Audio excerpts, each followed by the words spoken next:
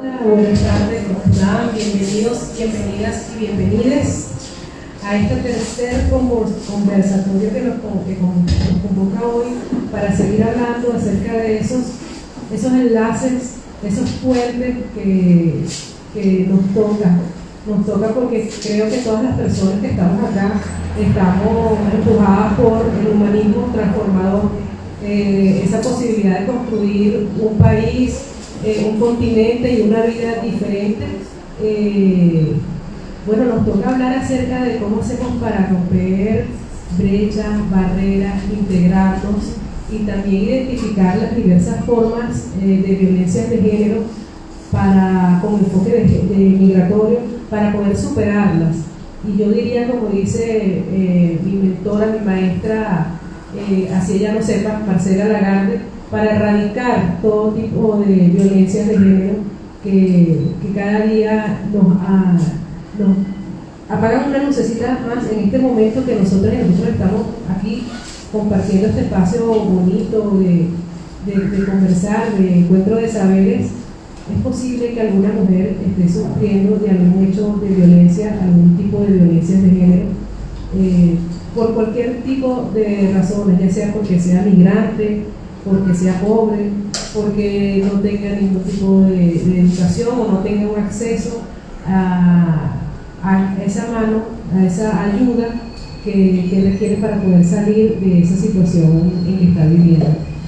Quiero saludar, estamos acá en vivo a través de la plataforma comunicacional Mujeres, Artes y Saberes.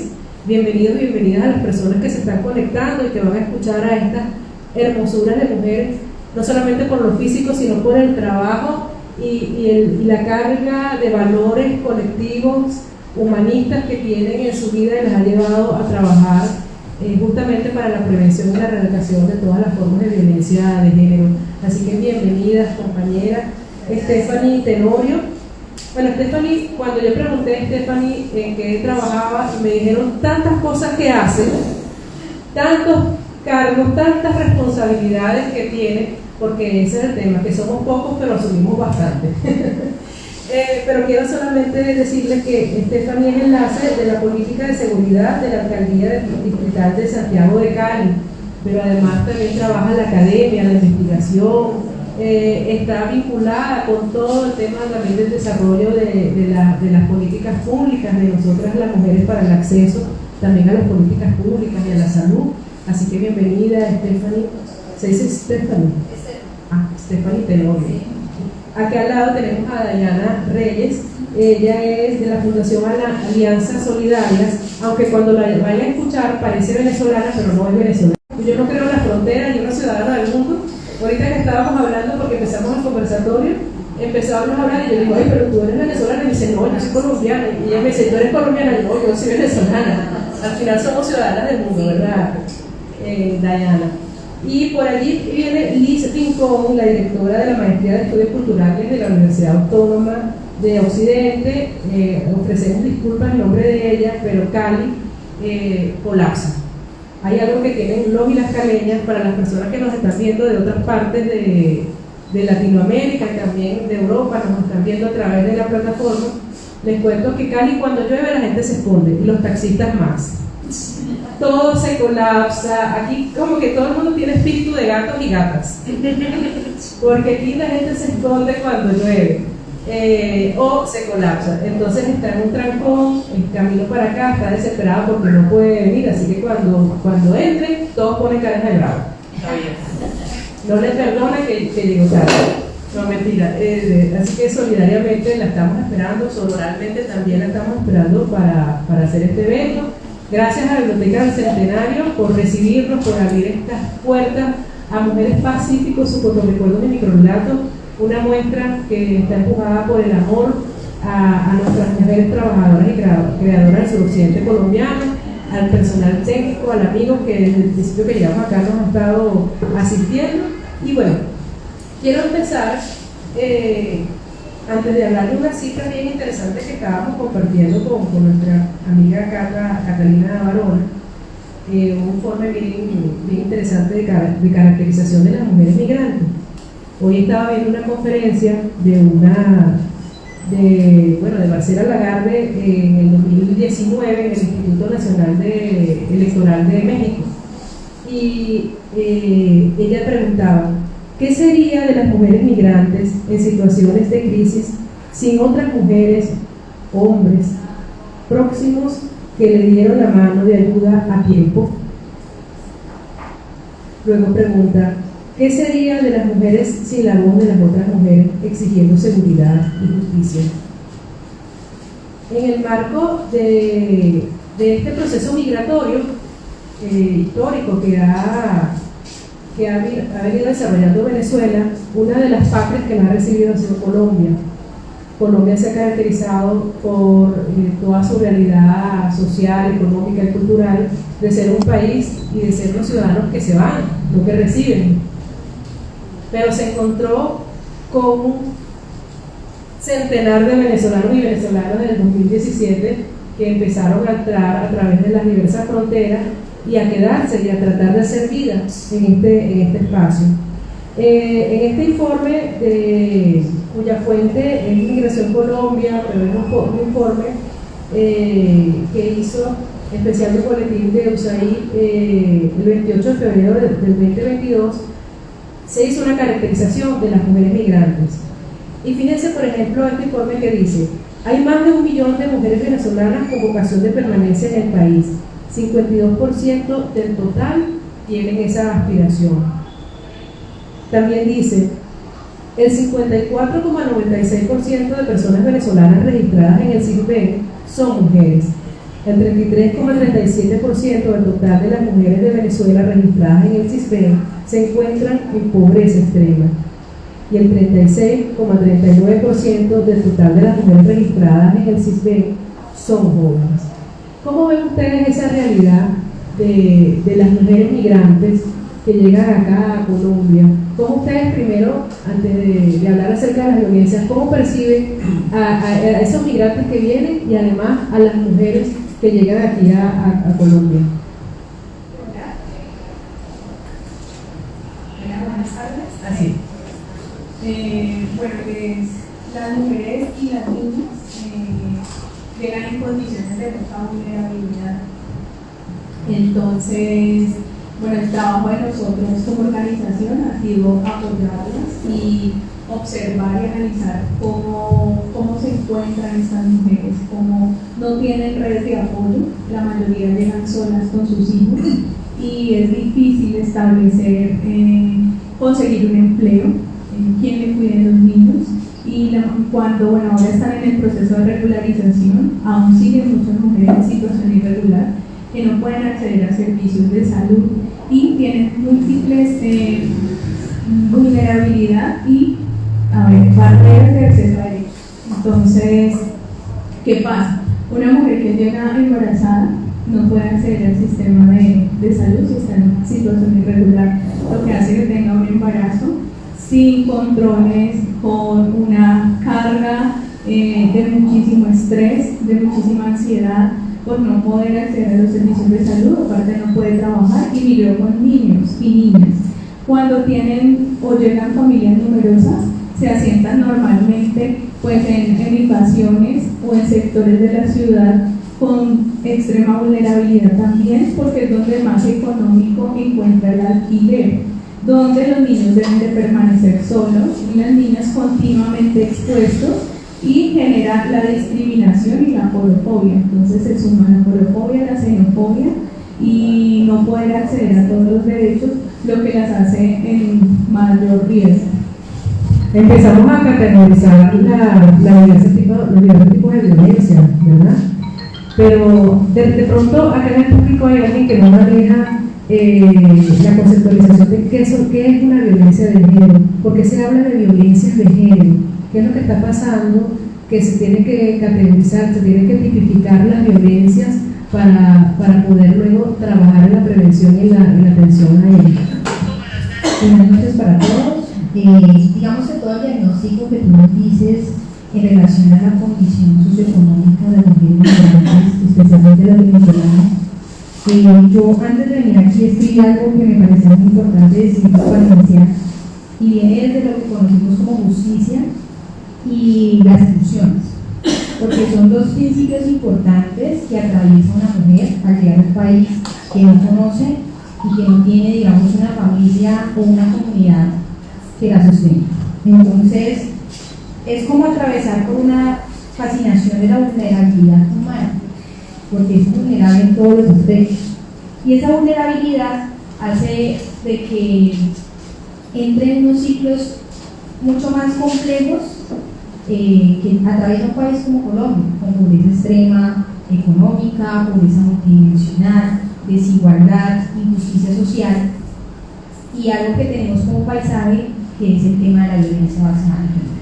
Porque en este momento nosotros tenemos un reconocimiento también de la política y pública de la violencia basada en género, pero es una deuda histórica que tenemos con las mujeres de Colombia y que ahora estamos subsanando, digamos, con todo lo que tenemos en materia institucional y también, digamos, de la comunidad misma que se ha empoderado para garantizar este tipo de derechos que han sido vulnerables para todas nosotras, porque también me integro, pero entonces la condición de migrar, sea, digamos, de una forma por sus condiciones del país mismo, en este caso Venezuela, o también porque pues tiene, digamos, en riesgo su vida, en este caso, digámoslo, en un sentido más de aspectos que generan pues aún más vulnerabilidad porque están tratando de ir porque la van a matar o tienen otras clases de problemas de derechos humanos, nos hace reconocer qué es lo que dice violencia de género. Entonces,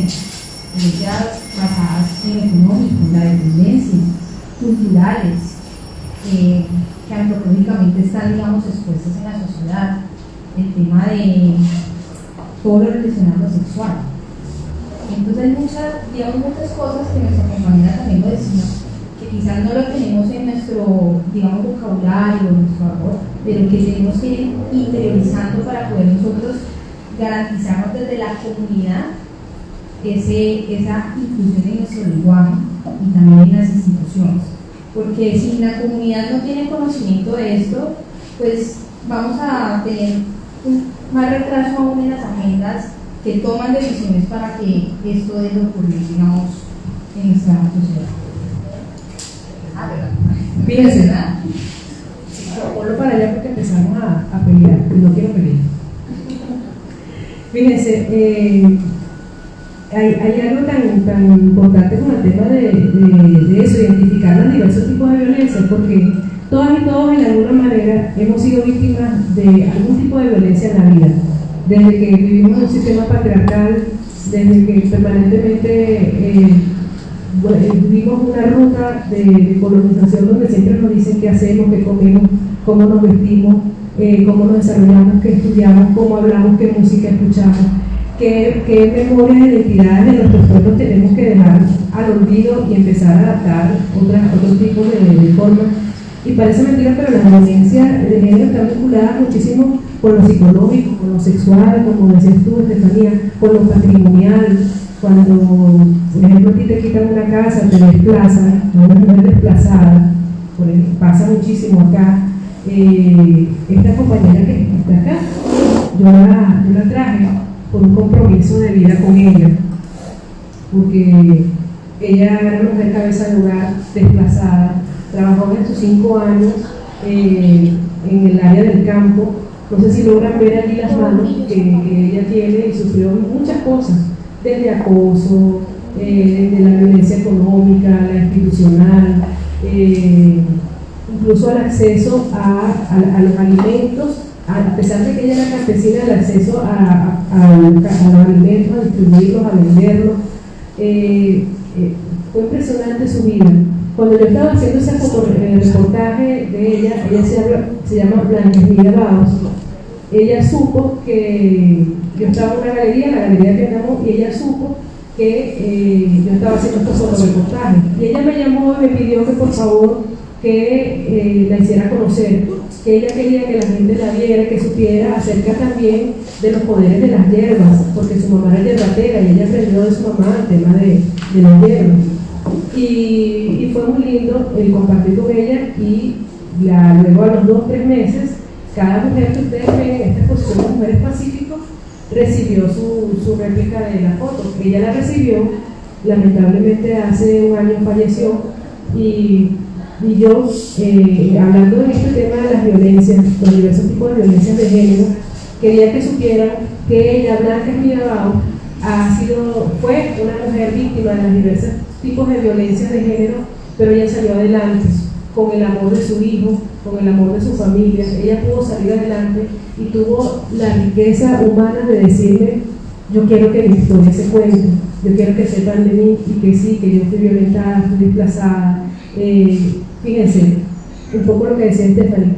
Estamos hablando del tema migratorio, de las mujeres migrantes venezolanas de un país a otro, con esas fronteras que nos inventaron los del poder económico, y esas fronteras invisibles, porque al final todas y todos somos ciudadanos del mundo y podemos ser hermanos y trabajar en conjunto, construir un mundo sostenible, diferente.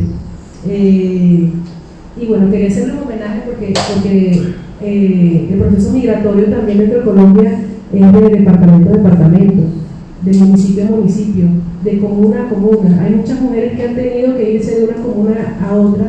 El otro día estaba en un conversatorio que decía la chica que su abuela se tuvo que ir de su comuna porque su abuela decía que para poder cruzar un puente ella tenía que dejarse tocar, decir acosos de los hombres que estaban allí, y si le pedían tener relaciones sexuales, que accediera, porque si no era o eso o llegar muerta. Entonces, como estos procesos migratorios incluso están dentro de nuestra misma comuna, dentro de la misma sociedad.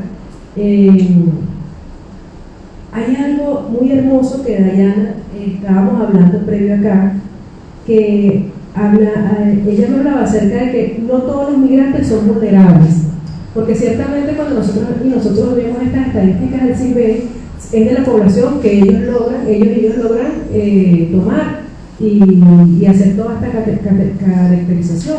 Pero hay migrantes, como por ejemplo en mi caso, que no está registrado en el CISBEN, no saben historias mías. Eso pasa mucho también creo que con los grupos de profesionales, con gente que viene con algún nivel de formación técnico, profesional, que cuando uno ve esas filas en el CISBEN de registro, tú haces como que ese caso de humildad y te retiras porque hay otras personas que entraron a este país en peores condiciones que tú. Y eso lo digo a propósito de que en este proyecto que tiene ella, que tiene Dayana Reyes, en su Fundación Alianza Solidaria, hay algo. Bienvenida, Lisa. Ponga cara de bravos y bravas. Bienvenida. Sí, lograste, ya dijimos que venías en camino y que estás totalmente disculpada y entendible totalmente. Estamos hablando acerca del proceso de las mujeres venezolanas como mujeres y ciudadanas en proceso de migración, pero también a propósito de una reflexión de Stephanie, también el proceso migratorio dentro de nuestro mismo país, dentro de los mismos departamentos. Hay mujeres que tienen que migrar de una comuna a otra para poder salvar su vida o salvar su grupo familiar. Y también estábamos hablando acerca de que no todos los migrantes son vulnerables y que dentro de la propuesta de la Fundación Alianza Solidaria de Dayana y su grupo familiar, porque les quiero contar que Dayana no tiene sede, no es una institución así, saben, que pueden ir a una oficina para que puedan atender a las personas. Ella dispuso su casa. Una parte de la sala de su casa es la oficina de la Fundación Alianza Solidaria.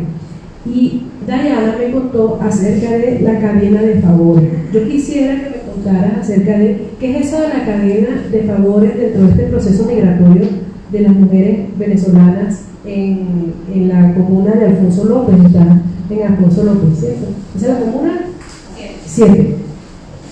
Bueno, nosotros identificamos las dificultades de las mujeres, especialmente en periodo de gestación y lactancia, pues al no tener, digamos, un compañero de vida o un trabajo estable, muchas están en trabajo informal, se dificulta tener lo básico para el parto y para ese periodo de lactancia. Entonces implementamos a través de la comunidad acogida, pues los colombianos, los caleños, empezamos a apoyar a estas mujeres con lo que dejaban nuestros hijos.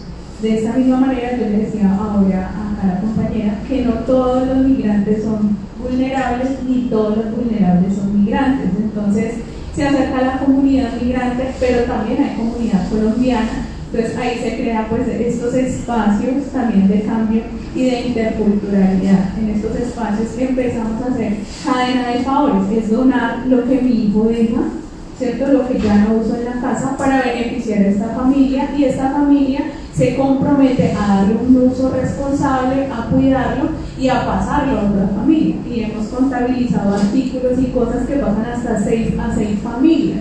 Entonces es un beneficio. Primero se contribuye pues a la necesidad básica de las familias y se contribuye con el medio ambiente, porque pues los bebés dejan la ropa en muy buen estado, dejan las cosas y se pueden aprovechar muchas veces. Entonces muchas mujeres que llegan en esta vulnerabilidad acuden a nosotros inicialmente pues porque lo necesitan. Entonces buscamos darle como su kit de inicio, como que puedan ir al parto con tranquilidad, porque no tener nada para recibir a un hijo de verdad que genera mucho estrés. Entonces cuentan como con esa parte inicial, superan su vulnerabilidad, emprenden o arrancan sus emprendimientos, consiguen empleo, y una vez empiezan sus hijos a dejar las cosas o que se donaron o que compraron, y arrancamos con la cadena de favores. Es como el compromiso, es algo muy bonito. Eso genera también empatía, solidaridad, sororidad entre nosotras, y que haya esa unión entre colombianos y venezolanos, que es lo que realmente se busca. Qué bonito, ¿no? El desapego de todo lo material. Miren, una de las cosas que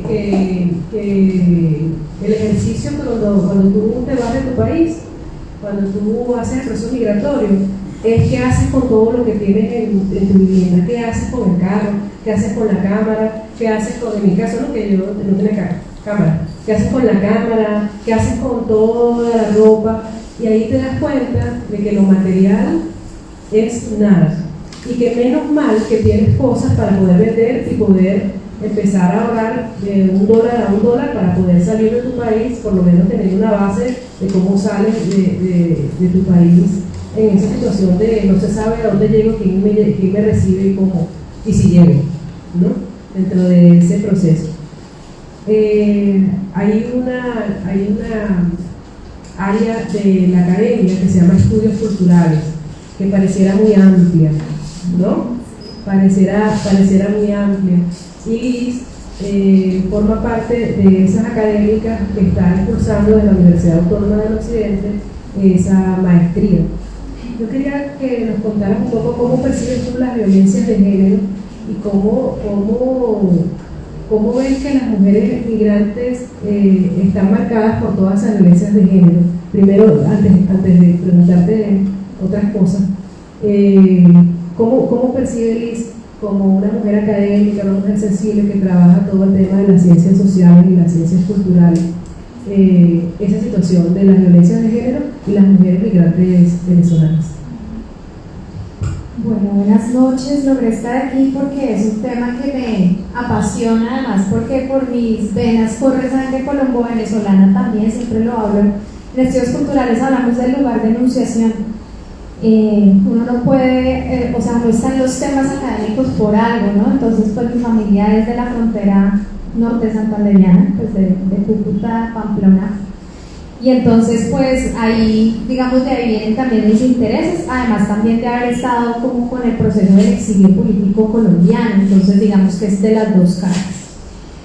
Bueno, comencemos a hablar de las violencias entonces desde mi perspectiva. Yo voy a decir algo, y es que las violencias hacia las mujeres están en todos los países, en todas las condiciones y en todas las situaciones. Es decir, todas las que estamos sentadas acá, desde todas las instituciones, como mujeres policías, como mujeres funcionarias, como lideresas, como ejecutivas, todas las que estamos acá hemos sentido las violencias al menos una vez en la vida. Porque pues sabemos que la violencia de género es una cuestión estructural, que estamos en un sistema que pues estamos lentamente cambiando y que pues estamos en transformación. Ahora bien, esas violencias que nosotras sabemos, conocemos y las sentimos en el cuerpo, incluso desde niñas, pues se van a fortalecer mucho más en los procesos migratorios y se van a exacerbar en los procesos migratorios. Porque cuando migras, como hemos concebido la situación de que yo soy digna de derechos solamente en un Estado-nación, ¿cierto? Y como cuando yo cruzo una frontera, ahí se me empiezan a despojar mis derechos. Es algo que también tenemos que cambiar, ¿no? Y estamos trabajando porque haya igualdad de condiciones de derechos totales para todos y todas. Sin embargo, no ocurre. Entonces, las mujeres migrantes sí están en un proceso de mayor vulnerabilidad y mayor riesgo de ser violentados sus derechos. Y en el caso de las mujeres venezolanas, porque cuando hablamos de las mujeres haitianas hay diferenciales allí, ¿sí? Ni todas las migraciones son iguales. Cuando hablamos de las mujeres venezolanas, sobre todo las caminantes, sobre todo las mujeres venezolanas que están migrando con su familia en condiciones, digamos, ya de vulnerabilidad desde la salida de Venezuela, pues hay un tema muy importante acá que es el de la trata, por ejemplo, ¿sí? O sea, yo sé que hay muchas formas de violencia y que, por ejemplo, a las caminantes hay unos diferenciales que tienen que ver con que si eres mujer, ese cuerpo va a tener fácilmente va a ser dominado, por ejemplo, por los actores armados en las trochas, ¿sí? Hay otras vulnerabilidades que ocurren con los hombres, sobre todo con los camellos o con los trocheros que pasan contrabando en las fronteras, por ejemplo, ¿sí? Y los hombres venezolanos, ahí hay algo que hay que mirar de esas vulnerabilidades. Pero las mujeres, al ser la guerra un fenómeno donde la mujer siempre ha sido el cuerpo del enemigo, el cuerpo que tiene que ser dominado, el cuerpo que tiene que ser como sometido, en las trochas las mujeres sí están muchísimo más vulnerables dependiendo del actor armado que les toque, por ejemplo. Entonces uno podría ver que las violencias de género dependen de los actores que controlan el territorio de las fronteras. En este caso estoy hablando de grupos armados ilegales, por ejemplo, ¿sí? Estoy hablando que si en una trocha está siendo dominada por el ELN, va a ser distinto a una trocha dominada por el cartel, ¿sí? Y así, y quién, digamos, o sea, ¿qué nos hace falta ver desde la academia? Esas diferencias por las cuales pasan las chicas y las niñas. Otro fenómeno que vemos ahí de violencias de género es el reclutamiento forzado hacia la trata y también por los ejércitos ilegales en el ejercicio, por ejemplo, de servicios sexuales, ¿cierto? Muchas mujeres venezolanas en Cali están siendo reclutadas a la fuerza en campamentos para llevarlas a la trata o son simplemente vinculadas por la necesidad económica, ¿no? Y esto lo podemos ver como un continuum, no es que pasó aquí en Cali nomás, sino que viene desde arriba, desde el cruce de la frontera hasta acá. Vemos un montón de situaciones donde las mujeres están sometidas a este fenómeno. Y finalmente hay otro fenómeno que es un poquito más cotidiano y que merece también ser visto, y es el de la violencia de género en la escala intrafamiliar, donde muchas mujeres venezolanas o han perdido a sus compañeros porque emigraron primero, y ahora lo que tenemos es un fenómeno de feminización, digamos, de la migración, en el que las mujeres están migrando solas con sus hijos y las ponen en mayor vulnerabilidad, y lo que significa para una madre la subsistencia en una ciudad como Cali, y cómo ellas mismas también tienen lazos de solidaridad, pero también son sometidas a violencias aquí en la ciudad, que tienen relaciones con la xenofobia, que tienen relaciones con la hipersexualización de los cuerpos venezolanos de las mujeres, que tiene que ver con el estigma que se crea, ¿sí? con ser migrante y ser mujer. Entonces, como que es un tema muy complejo, pero yo te diría que para poder verlo, y lo que a mí más me preocupa en este momento y me genera demasiada preocupación, es el tema de la trata de las niñas y las mujeres venezolanas, que también está asociado a la desaparición forzada del cuerpo de las mujeres venezolanas, o sea, feminicidio. Es algo urgente. Y ya por ahí el trabajo cotidiano en las violencias de género intrafamiliares, cotidianas y digamos intrabarriales, pues. Que aumentaron muchísimo en época de pandemia. Sí. La pandemia generó, bueno, un disparo en las estadísticas de los femicidios, de los de los abusos sexuales, del maltrato infantil, es una cosa terrible. Yo veo que Stephanie empieza a hacer así, y es que le toca porque Stephanie trabaja directamente con el tema de seguridad y justicia. ¿Qué se está haciendo para tratar de trabajar la prevención? Porque una forma de buscar erradicar las violencias de género y el feminicidio es prevenir. ¿Cómo se está trabajando ese proceso de prevención desde la institucionalidad? Bueno, lo que dices es muy importante, que después de pandemia y después también del estallido social que hubo aquí en Cali, son dos momentos históricos muy importantes que nosotros desde un diagnóstico que venimos haciendo de la política pública de seguridad y convivencia del distrito, estamos haciendo una construcción no solamente desde la parte cuantitativa, digamos con el observatorio nosotros, sino que venimos haciendo un ejercicio con más de 700 personas en diferentes barrios, donde digamos que la data nos decía que teníamos que ir a buscar como ese diálogo con la comunidad y poder reconocer cuáles son esas necesidades básicas en materia de seguridad. Cali, digamos que, como tú mismo decías a lo largo de tu discurso, somos una ciudad hecha por migrantes, digamos que propios, pero que ahora se transforma, digamos, con la llegada mayoritaria de la población venezolana y pues ahorita haitiana y todos estos fenómenos migratorios, pero nosotros estamos en constante movimiento en migración. Digamos que el desplazamiento forzado, Cali en 1920 con un boom económico importante de industrialización que hace que, digamos, muchas familias vengan a construir aquí sus propias casas con asentamientos humanos incompletos y demás, pero que hoy en día nos genera una dinámica de barrio importante. Digamos que en la parte del oriente de la ciudad, por decirlo así, tiene, digamos, un clúster importante de población venezolana, y que cuando vamos allá desde la alcaldía reconocemos que la población, digamos, caleña, que fue la que hubo más participación en este ejercicio de ciudad, nos dice: tenemos que tener algo que se llama gobernanza de la seguridad. ¿Pero qué es gobernanza de la seguridad si no solamente somos caleños, oriundos del Pacífico, de otras, digamos, sino que también tenemos ahorita en la comunidad venezolanos? ¿Y cómo vamos a hacer para que ellos también reconozcan su papel en aras de la convivencia? Entonces, digamos que en esa materia, nosotros a través de la Secretaría de Seguridad y Justicia, en dos componentes que tenemos: uno, que es acceso a la justicia, buscamos todo el tema de prevención a través del reconocimiento de la comunidad, en aras de que tiene otro vecino importante con otras dinámicas, estructuras sociales, económicas y culturales, pero que también ellos tienen una corresponsabilidad con esa convivencia. Entonces, en la política pública de seguridad estamos tratando de incluir digamos, fenómeno importante, porque antes del 2016 no estaba en la agenda pública ni política de la ciudad, reconocer a la población migrante y poder hacer esa corresponsabilidad. En este caso de convivencia, porque ha sido, digamos, de los fenómenos más importantes, porque, digamos, también hay un estigma social ya en la parte más dura, que es, digamos, en los delitos de alto impacto y demás, pero que el observatorio también está en la tarea de poder mitigar que ese comportamiento en que son, digamos, entre comillas, lo digo, entender y hacer soluciones. Pero en este caso estamos en materia de prevención, generando, digamos, herramientas de reconocimiento de la corresponsabilidad de la seguridad, y en la política pública estamos buscando acciones que permitan la integración en la convivencia de la población venezolana.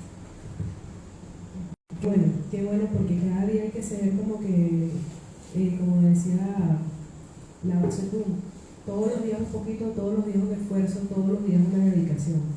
¿Se acuerdan que al principio yo les dije que el 52% del total de las mujeres venezolanas tenían una vocación de permanencia?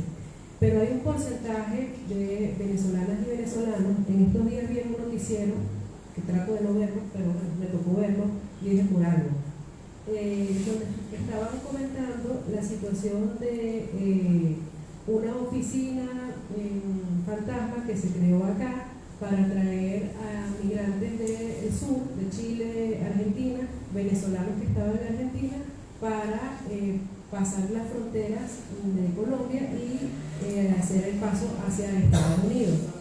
Muchos y muchas pasan las fronteras de Venezuela por Colombia, Ecuador, por cualquier espacio, con el sueño de llegar a los Estados Unidos.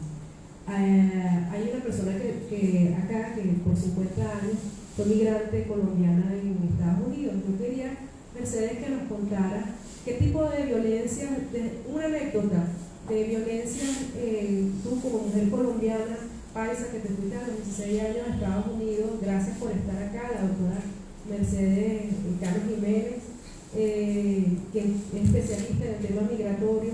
Cuéntanos qué violencia, qué tipo de violencia de género, dos, por lo menos, dos que tú hayas vivido en esos 50 años, sobre todo en los primeros 30, 20 años de migrante en Estados Unidos. Y lo digo porque como acá nos están viendo en vivo por la plataforma, es bueno un poco que la gente reflexione un poquito acerca de ese sueño americano que con que sale y hace lo que sea por cruzar las fronteras y se arriesgan a pasar incluso a tierras movedizas, que hemos visto cómo hay tierras movedizas en un espacio de las fronteras que desaparecen a la gente. ¿Nos cuentan? Por favor. Muchas gracias. No me Jenny que me pueda llamar. A ver, esto para mí es un honor estar aquí en Cali después de vivir en los Estados Unidos, en Nueva York por 50 años, y estamos tratando de volver, pero volver no es fácil, ¿no? Porque uno, por lo menos yo me fui muy joven y conocía La Plata, entonces es difícil. Voy al punto, la violencia contra la mujer inmigrante. Existen en este momento en Nueva York, que es donde yo vivo, unos corredores, sobre todo en los barrios hispanos, donde a la mujer se le utiliza estrictamente para la prostitución, ¿cierto? Y son grandes espacios donde supuestamente las muchachas ofrecen masajes. Y eso es una cosa muy dura. Se está utilizando mucho la mujer asiática, ¿no? Porque es pequeña, porque se parece una niña, etcétera, etcétera. Yo personalmente, yo creo que yo estaba tan clueless, o sea que no sabía realmente lo que estaba pasando, que a lo mejor hubo muchos intentos de utilizarme, pero uno cuando está joven, siquiera la juventud, uno no sabe lo que está pasando, uno se mueve muy rápido y realmente no sabe, pero siempre ha sucedido. Yo me acuerdo que yo siempre quería trabajar en una oficina, pero no sabía. Me acuerdo de haber ido a buscar un trabajo estando yo muy joven y el hombre se me acerca, un norteamericano, un gringo, se me acerca y me tocó los senos. Y yo mismo me paré, con una reacción inmediata. Yo no le entendí lo que me decía, pero obviamente no necesitaba entenderle, ¿no? Pues yo me acuerdo mucho de esa situación. Yo salí de esa oficina llorando y sin saber qué hacer. ¿Dónde va uno si uno no sabe ni hablar el idioma? Entonces eso pasa con las mujeres a toda hora, ¿cierto? Todos los días. Y yo me acuerdo cuando yo manejé taxi amarillo en la ciudad de Nueva York por 10 años. Yo creo que si uno sobrevive eso, sobrevive cualquier cosa. Pero yo me acuerdo muchos amigos míos, pues, decían amigos que me decían, pero chica, con ese cuerpo no tendrías que matarte tanto, podrías hacer plata muy fácil, ¿cierto? Entonces muchas veces, quizás uno en la ignorancia y quizás la pereza, no sé, o la necesidad, uno puede buscar esas formas de hacerlo. No sé, nunca se me ocurrió. Los trabajos que uno hace en los Estados Unidos, como ustedes me imagino que lo habrán escuchado, son toda clase de trabajos fuertísimos, duros, que solamente los hacen inmigrantes, solamente, el resto nadie más los hace, ¿cierto? Yo aplaudo estas reuniones, me parecieron, cuando me enteré, interesantísimas. Estoy en el proceso, gracias aquí a mi profe, de escribir un libro, o es una guía prácticamente, porque no soy escritora, es una guía para todos aquellos que se quieren ir y que piensan que esa es la respuesta a todos los problemas, o para los que están allá. Porque es que la vida del ciudadano de a pie es muy dura. Yo vengo aquí a Cali y yo digo, qué vida tan chévere, pero como pasa de bueno esta gente, ¿no? Yo me quedo aterrada. Vienen a visitarlo a uno y nunca hay un corte, como que nunca tienen nada que hacer, pero sí tienen que hacer. Pero es que es más importante pasar tiempo con uno. Eso es una cosa que es valiosísima. La gente dice, llego mañana, ¿a qué horas? En la mañana, pero ¿a qué horas? En la mañana, pero no, pues no está acostumbrado a las 8, a las 10. No, en la mañana. ¿Cierto? Entonces no tiene que estar disponible toda la mañana. La vida en Colombia, que les voy a decir, es totalmente diferente que la vida que se lleva en los Estados Unidos. Si ustedes están aburridos acá, deberían de darse un paseíto por los Estados Unidos para que vean lo diferente que es la vida allá. La plata que se gana uno allá se la gasta viviendo allá. Y el que logra mandar dinero para acá es porque está viviendo muy, muy cercanamente, casi que un animal. ¿Cuántas horas diarias aproximadamente trabaja? La persona con un trabajo de 12 horas apenas sí paga un cuarto y come. 12 horas, apenas. Y la comida, les voy a decir, súper, yo no sé cómo es la palabra, pero demasiado, yo no me acuerdo de haberme comido una papaya como me la como aquí, o un mango. Yo cuando como las frutas aquí, yo digo, qué sabrosura, porque es que lo que se lleva para allá, le tienen que echar un montón de cosas para que dure. Un plátano maduro nunca sabía, como un plátano maduro, sabe con Cali. Y eso que, pues yo soy de Medellín, entonces imagínense, llegué aquí más perdida, como es que decían, que un perro en procesión. ¿Cómo se le da? Eso me han dicho ya. Fíjate que ya por tiempo, porque es una hora hablar de este tema muy complicado, ¿no? Pero uno de los temas que salieron en el conversatorio pasado acerca de las barreras y las brechas para superar una mujer migrante era el tema de que no conseguía trabajo. Así tú seas profesional, lo que te ofrecen es lo más parecido a un oficio, sí, es recepcionista de un hotel, pero la mayoría de los trabajos, y también la estadística nos dice, es el trabajo de cuidado. Cuando tú pasaste por una trocha, como tú lo decías, Liz, con 2, 3 niñitos, niñitas, y dejaste en tu país al papá, a la abuela, a la tía o alguien, o un hermano que necesita de la remesa tuya para cuidar. Y entonces cuando llegas aquí tienes que trabajar cuidando. ¿Cómo perciben ustedes ese tema de ese trabajo tan forzado? Porque termina siendo un trabajo forzado, y además que el trabajo del cuidado tiene es de doble filo, porque el cuidador tiende a enfermarse por lo menos al año de estar trabajando, porque tiene que cargar peso, porque tiene que limpiar, porque tiene que atender a las personas al máximo de atención, sobre todo cuando cuidas a niños, niñas y a personas con discapacidad, una discapacidad o personas de la tercera edad.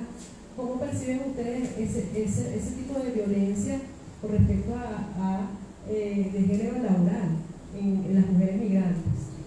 Bueno, así como lo decían, no solamente las contratan para un solo oficio que es el cuidar, sino que es cuidar a los niños, hacer el aseo, arreglar la ropa, sacar al perro, o sea, son múltiples oficios, y el salario siempre es por debajo de lo legal, sin las prestaciones sociales. Como por ejemplo, ¿cuánto cobran?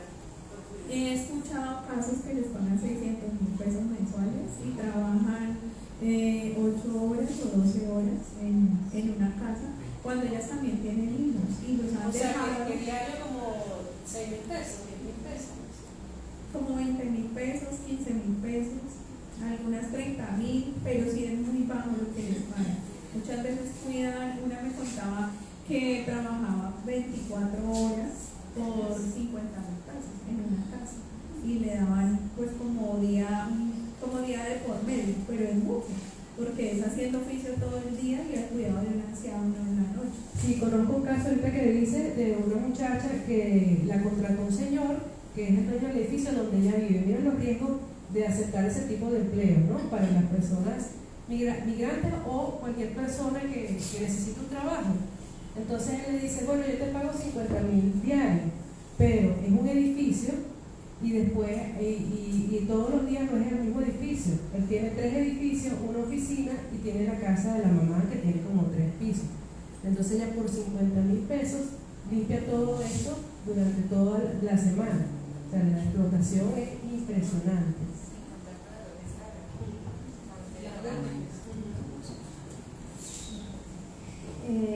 Hay algo que es importante, yo creo, entender, y es que a las mujeres migrantes no hay como una mirada, como tú decías, intercultural de saber que estamos como con otra humana igual, es como un proceso de deshumanización completo de las mujeres y de las mujeres cuidadoras.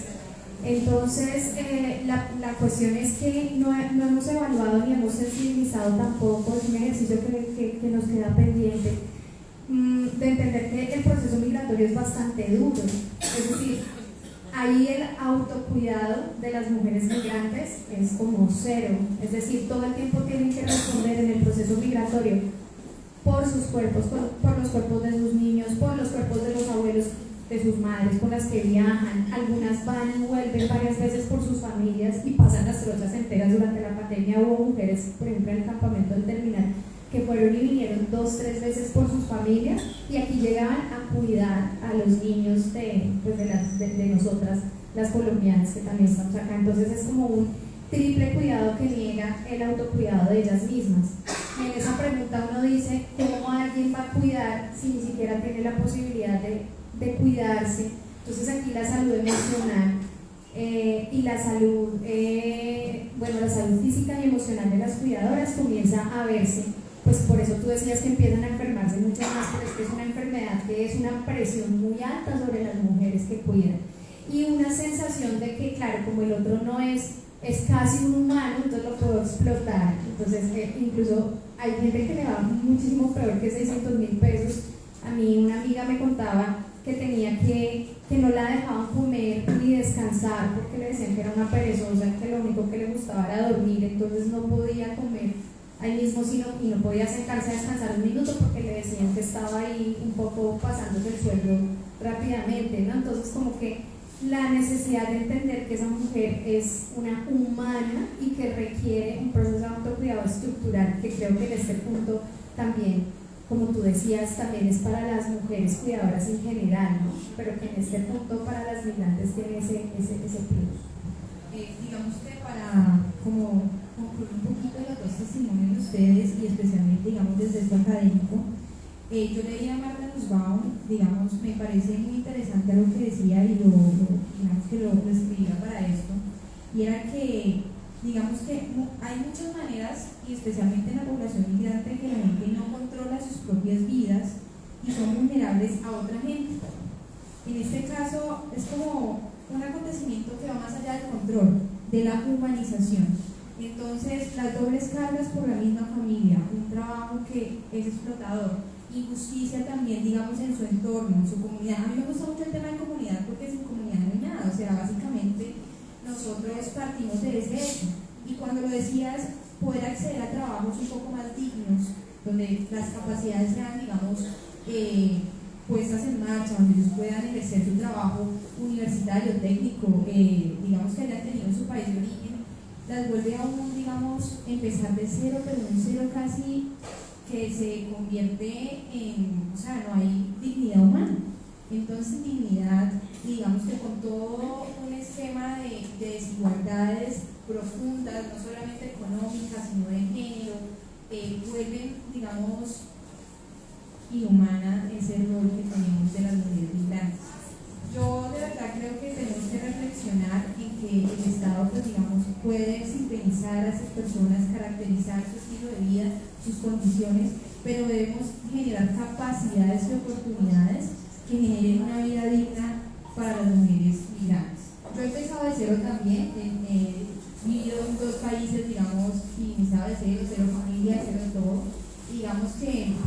¿De América Latina? No, he estado en Nueva Zelanda, he estado en Europa y básicamente si no hay un reconocimiento de lo que soy, digamos, o lo que fui en el país de donde soy oriunda, no sería nadie.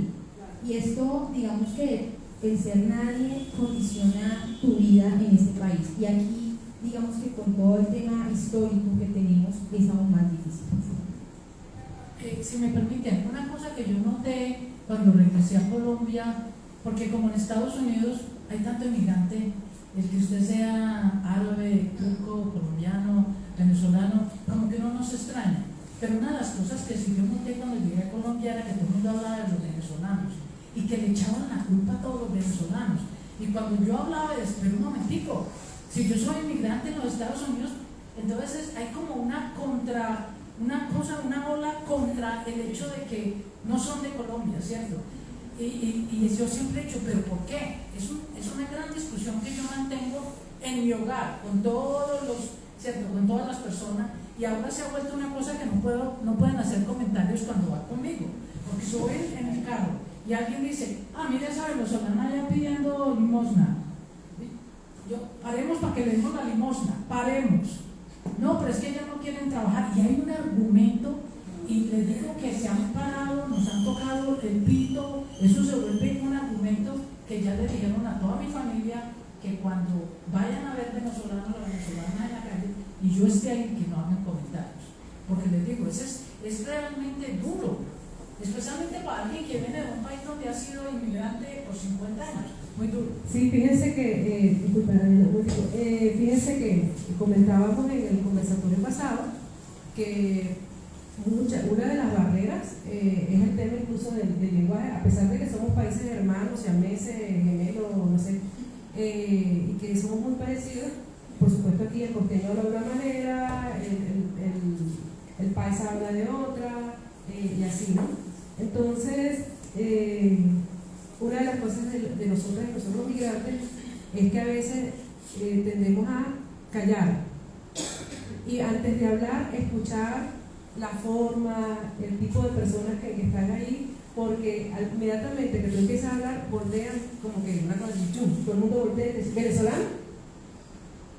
Y hay dos preguntas siguientes, ¿no? ¿Cuánto tiempo tienes aquí? ¿Te vas porque abrieron la frontera? Eso es inmediato, eso es directamente proporcional a preguntarte si eres venezolano o venezolano.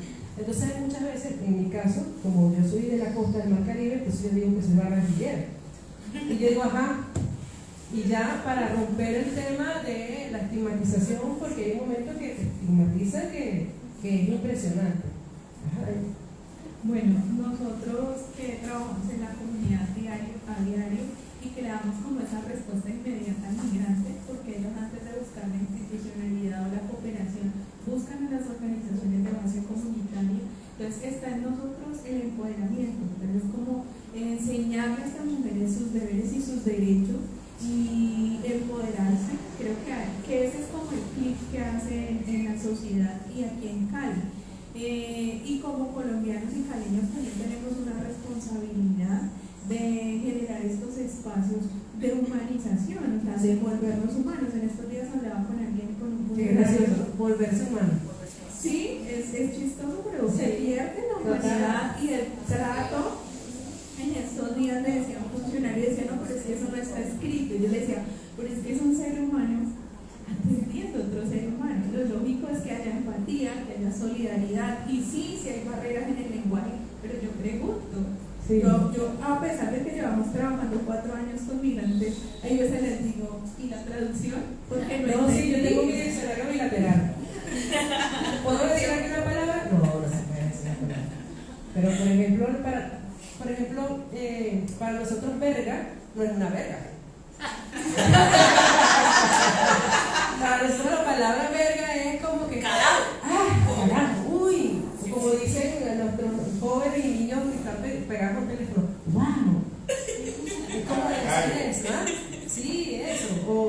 O por ejemplo, el otro día se me ocurrió decir, verga, tengo una rechera, y se me quedaron viendo así, y era, uy, tengo una rabia. Y la otra persona pensaba que era que yo tenía un deseo sexual compulsivo. Y yo lo que dije fue eso. Con perdón de las personas con oído demasiado. Miren, ya nos queda poquito tiempo, pero quería ver si alguno de ustedes tiene algún comentario, alguna anécdota que quieran compartir acerca de, sobre todo, qué ideas pueden tener para que nuestra institucionalidad esté más bañada de mayor humanismo, como decían mis compañeras, y que seamos efectivas en el tema de la prevención y la atención a personas víctimas de violencia de género.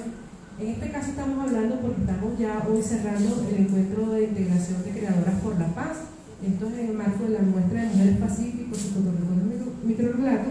Hicimos este encuentro y que yo creo que ha sido un encuentro bendito porque nos ha permitido vernos como en cosas que de pronto no ni siquiera habíamos hablado, o lo habíamos hablado como hace Mercedes, que ahora es la defensora de no es la venezolana. Gracias, compatriota. Ya tengo que ser compatriota porque por fin me dieron mi PPT. Él tiene una pregunta. Venga, pues. No, así, lo duro. Venga, que aquí miren los medios para la cámara. Buenas noches.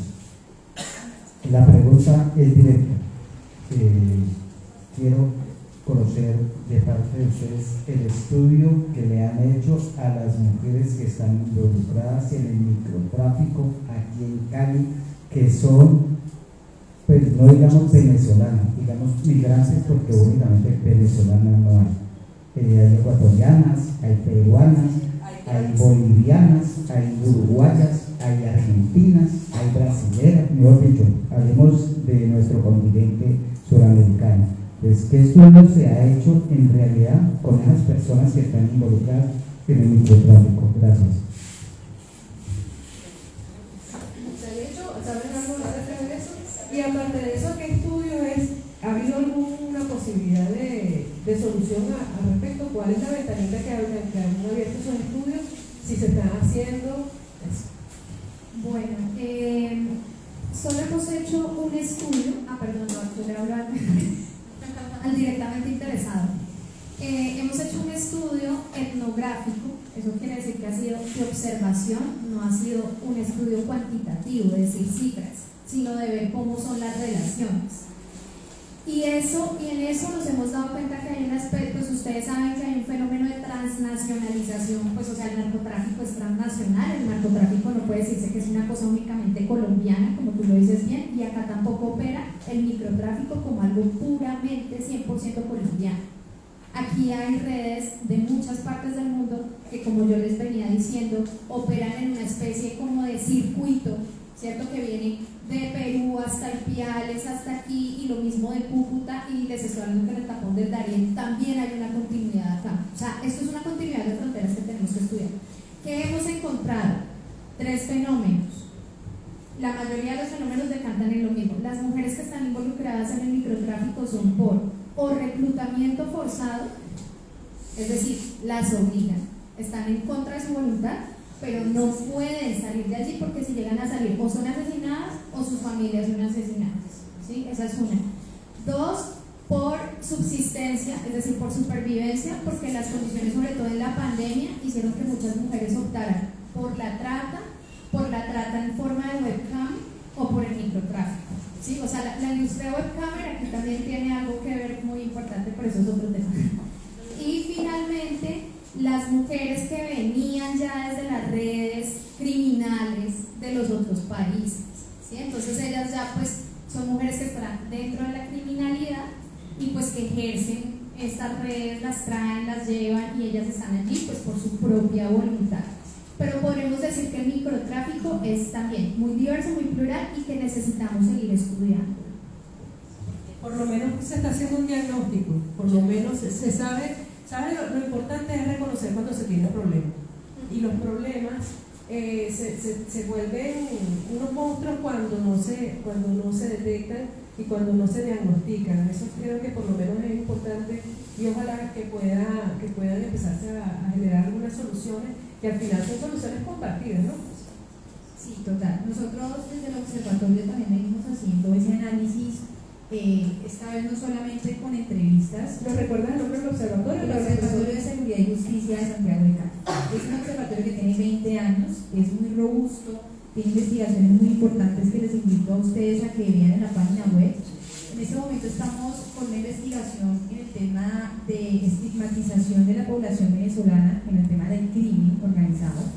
Y el tema del microtráfico, digamos que tiene esas 3 variables que dice nuestra compañera Liz, en relación por necesidad, porque ya estaban, digamos, en la cultura como tal criminal, y también por el tema de trata.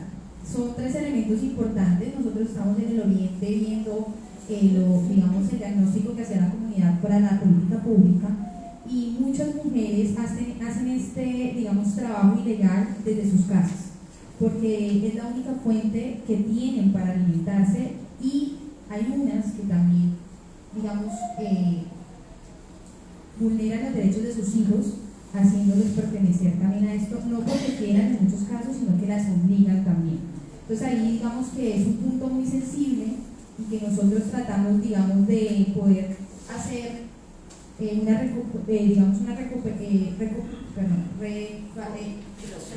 recopilación de esa información para poder, digamos, tener acciones específicas.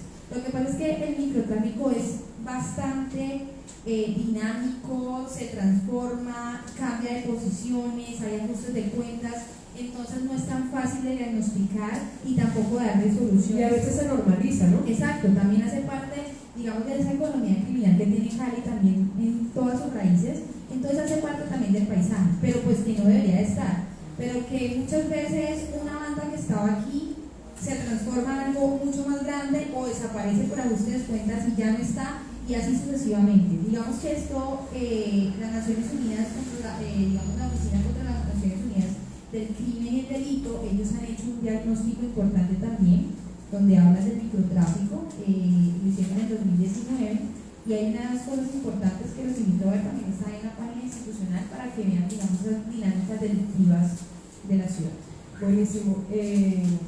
Ya vamos a cerrar, y antes de cerrar les quiero comentar que quisiera que nos acompañaran, que nos acompañaran cuando cerráramos aquí a la terraza. Vamos a tener un compartir, un refrigerio, pero quiero contarles que en este registro periodístico de Mujeres Pacíficos, sus fotorrecuerdos y relatos, comenzó en el 2018 esta investigación periodística documental, y quiero agradecerles ya el retroactivo a cada una de las comunidades, de las galerías, de las casas, de las mujeres de bordadoras de Cartago, de las artesanas de Silvia, de las compañeras en Buga, de las compañeras del Pacífico que vienen del Chocó, a las personas de Tumaco, cuando estuve en Tumaco, que recibieron a esta migrante venezolana, y al principio hubo esa cosa de que es la migrante venezolana, pero a los 3 minutos de empezar a hablar, eso se borró. Y tanto se borró que logré ir armando poco a poco este proyecto, esta propuesta de esta muestra modesta, porque es desde la autogestión mía, a través de la plataforma Mujeres, Artes y Saberes, de visibilizarnos y reconocernos a nosotras mismas. Dentro de este grupo de mujeres reconocidas está Dora María Chamorro, quien ha trabajado en toda la propuesta de Ecofeminizarte como un movimiento de mujeres movidas y movilizadas por las políticas públicas, por la participación ciudadana, por los derechos del acceso a la salud, al bienestar de las mujeres campesinas y rurales, y también a la alimentación. Yo quería que nos contaras, ya para cerrar, porque ya tenemos que ver para subir, cuál es tu apreciación con respecto al tema de las mujeres migrantes venezolanas, y qué mensaje le darías como mujer pacífico a alguna mujer que esté viviendo una situación de violencia de género en este instante que estamos hablando de nosotros mismos. En los espacios, ¿no? Como he estado un poco como en esos lugares y sé desde hace muchos años qué sucede en el distrito, incluso en Ciudad Jardín, porque además vivía allá y conozco un poco, digamos, esas altas esferas, ¿no? Y en lo que ha participado las mujeres en esas altas esferas del narcotráfico y de la violencia que han sufrido y todo. Quiero decirles que no se puede hacer como un seguimiento para hacer unas apuestas respecto a cómo eliminar esa parte o contribuir para que las mujeres, por ejemplo, y los jóvenes no hagan parte de las bandas, porque migran.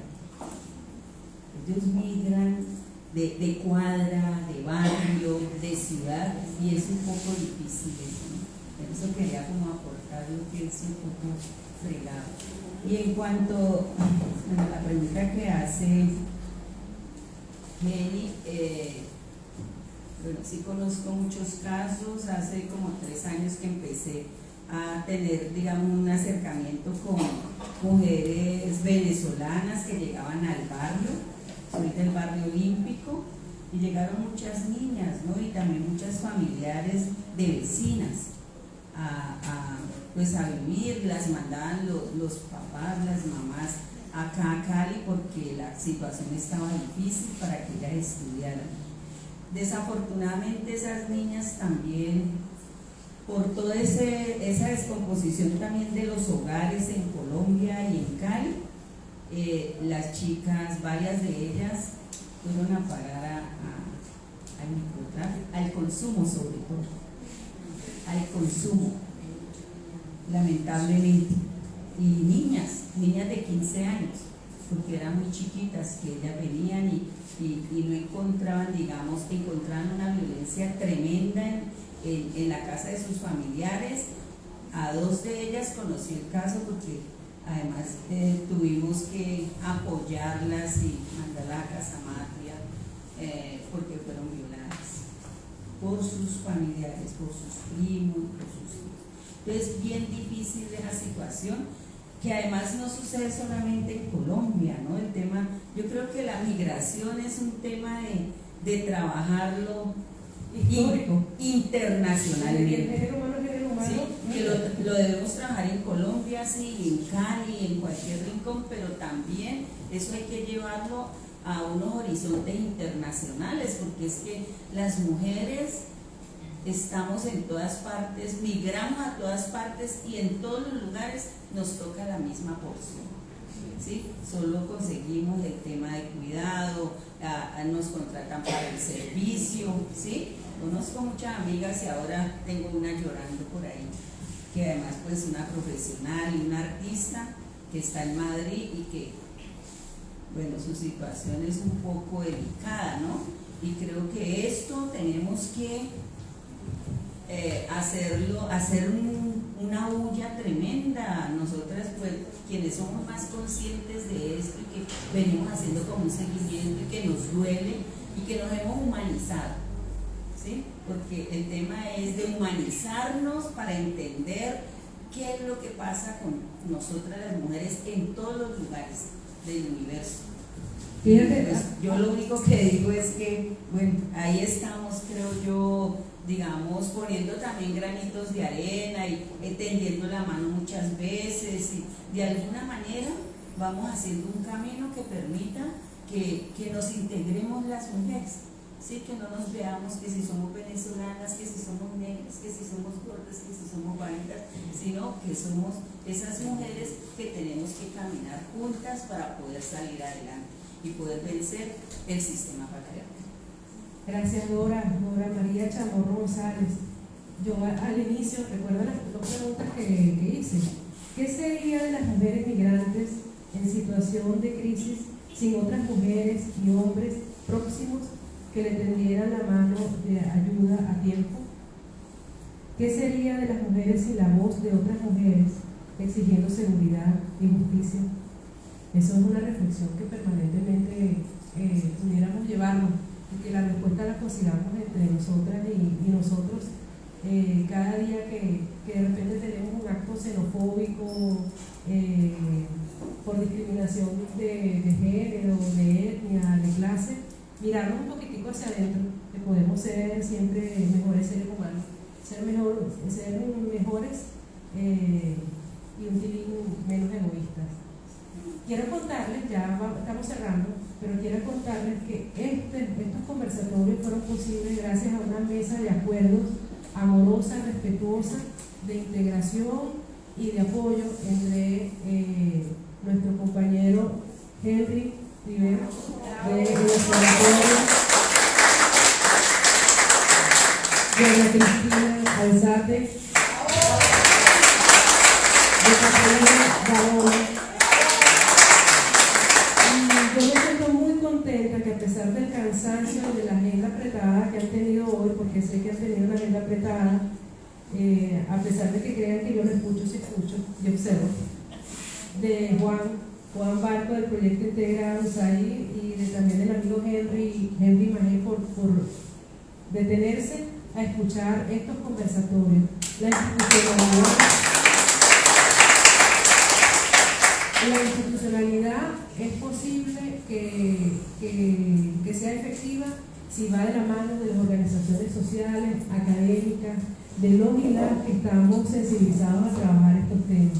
De parte de la plataforma de Mujeres, Artes y Saberes estamos a la orden. Esta ciudadana del mundo, esta latinoamericana escritora, cuentista, les invita a que subamos, a que vean cada uno de los fotorrecuerdos y microrelatos de las mujeres pacíficos, y ojalá que esta muestra pueda seguir rodando, porque yo creo que en el corazón de cada persona que se para frente a una de estas protagonistas queda un mensaje fundamental para construir este humanismo transformador que hemos hablado. Gracias a la Alcaldía de Cali, al proyecto Integra USAID y a todo el amor y el respeto de cada una de las personas que vinieron a los 3 conversatorios, a ti, María José, por activarte como casi graduada de periodista, porque este periodismo con enfoque de género es necesario y es uno de los pasos fundamentales para que podamos seguir abriendo este camino de allá.